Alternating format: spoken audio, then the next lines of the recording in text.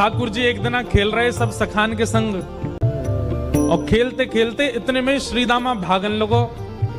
ठाकुर जी बोले, ए श्रीदामा कहां को जा रहे है? श्रीदामा बोलो, लाला ससुराल जा रहा हूं अपनी। ठाकुर जी बोले, नंदगाम सुनो, बरसानो सुनो, वृंदावन सुनो, गोकुल सुनो, जे ससुराल कौन सा गांव है भैया?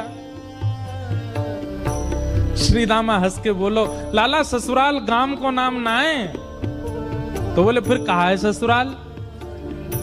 बोले, जब ब्याह है जाए ना तो अपनो घर तो पीहर है और पत्नी को घर जो है का वो ससुराल है। ठाकुर जी बोले, जे पत्नी कौन होवे?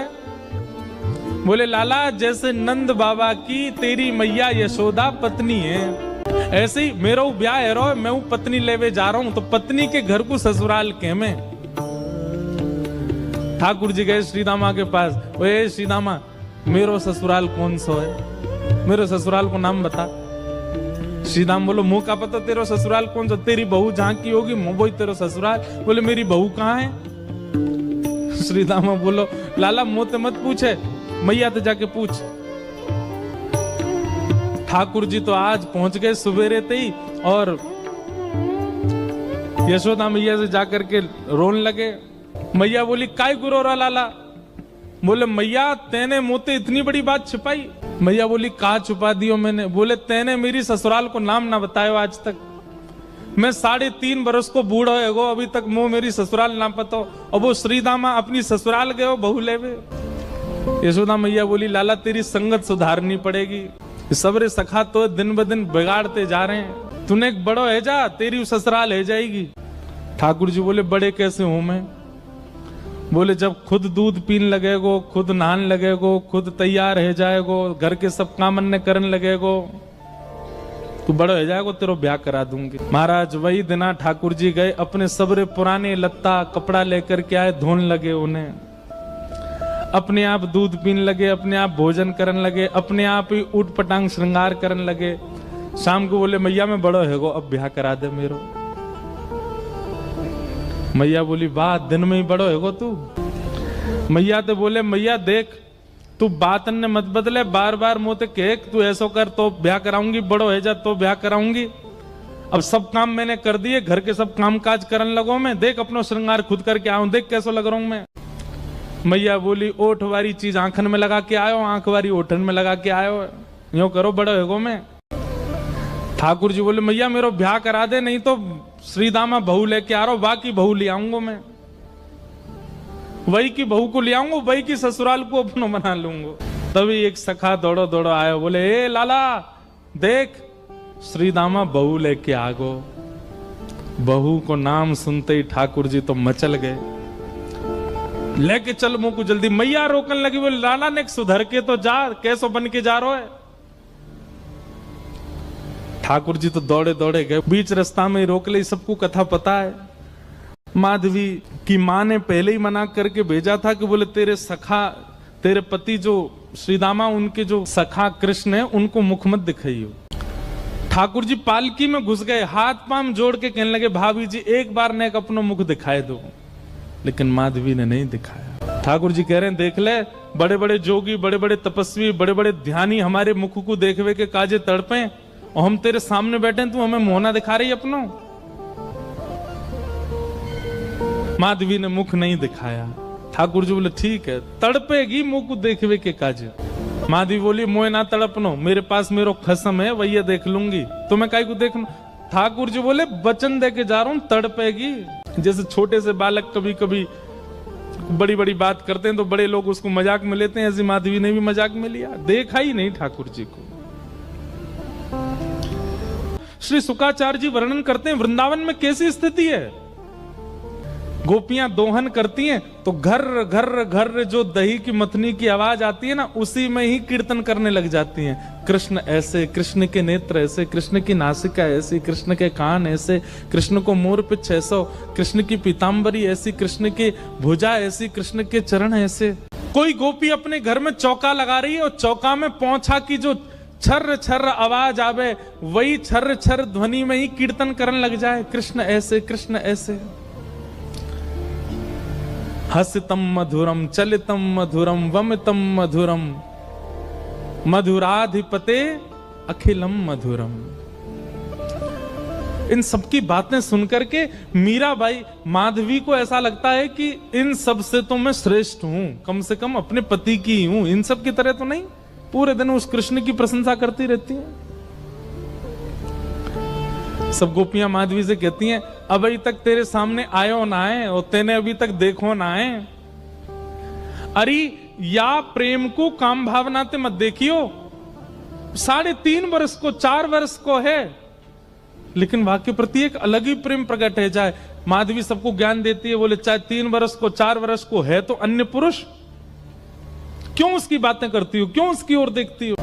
लेकिन 24 घंटे गोपियों के बीच में रहती माधवी को और कोई चर्चा ही नहीं सुनाई देती।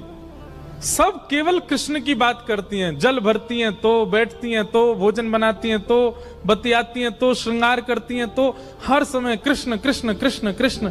माधवी ने कुछ समय अकेले रहने का भी प्रण लिया, लेकिन अकेले रह नहीं सकती, जंगल है, कहां अकेली जावे, जाना पड़ता है। उस एक दिन रात में सोई तो अब कानों में कृष्ण कृष्ण कृष्ण कृष्ण गूंज रहा है, तो कान बंद करती, पता नहीं पूरे दिन इतना नाम सुनती हूं कि अब तो कानों में भी यही गूंजता है। कान बंद करके सोती है तो स्वप्न में कृष्ण ऐसे हैं। अब कृष्ण देखे नहीं है, लेकिन उसको श्याम वर्ण, पीली पीतांबरी, वंशी, मोर पिछ सब अनुभव होता है। उठ के बैठ जाती है, नेत्रों को मीटती है, क्या करूं मैं, नहीं चाहती है स्वप्न मुझे आवे। अब धीरे धीरे माधवी की स्थिति ऐसी होने लगी कि अब वो ना चाह करके भी कृष्णमयी ही हो गई है। रात्रि में सोती, अचानक उठ बैठती है, ऐसा लगता है मानो जैसे उसका हाथ पकड़ लिया हो। स्थिति ऐसी हो गई कि आधी रात और माधवी को ऐसा लगता है कि भोर हो गई, और तुरंत उठ करके जल्दी जल्दी वस्त्र धारण करती है, मटका उठाती है और दौड़ करके जाती है। अरे विलंब है गयो, इतनी देर है गई, मैं अभी तक उठी नहीं, जबकि है आधी रात। दिन रात सब परिवर्तित हो गया। पहुंच गई यमुना तट, और यमुना तट जाकर के देखा एक भी गोपी नहीं है, तो माधवी को लगा कि मैं विलंब से आई हूं, सब शायद जल भर के चली गई हैं। जल भर के रोज जाती है माधवी, लेकिन आज पता नहीं उस पात्र में इतना भार कहां से आ गया कि स्वयं ही नहीं उठा पा रही है। इधर उधर देखने लगी, याचना करने लगी, कोई तो आवे, कोई तो उठा दे, और तभी कोई नहीं है वहां। नंद नंदन श्याम सुंदर चलते हुए आ रहे हैं माधवी के पास। माधवी की मति घूम गई है। तभी ठाकुर जी वहां पहुंच गए। पहले तो चाल देखी तो चाल पर मोहित हुई, फिर जब वक्ष देखा तो वक्ष पर, जब हाथ देखे तो हाथ की चलन पर मोहित हो गई, और मुख देखा तो भूल गई सुध बुध। ठाकुर जी आए और आकर के मंद मुस्काए के बोले, हेरी गोपी, उचाए ना पा रही, चल ले मैंने एक हाथ लगा दूं, उचाले याकू। और एक तरफ से माधवी ने मटकी पकड़ी और दूसरी तरफ से ठाकुर जी आकर के नन्हे से गोपाल जी ने जैसे ही हाथ लगाया मटकी उठने लगी। लेकिन मटकी पर नेक सहारा देते माधवी रख लेती, ऐसा नहीं।